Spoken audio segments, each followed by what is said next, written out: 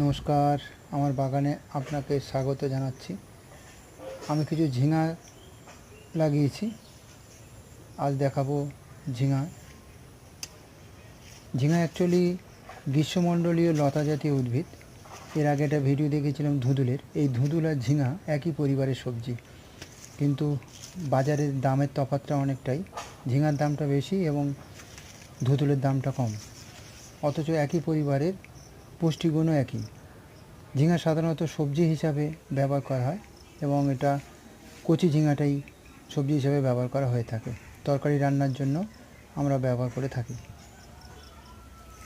ঝিঙার ফুল অনেক সময় ভাদু পুজোতে অনেক জায়গায় এটা ব্যবহার করে।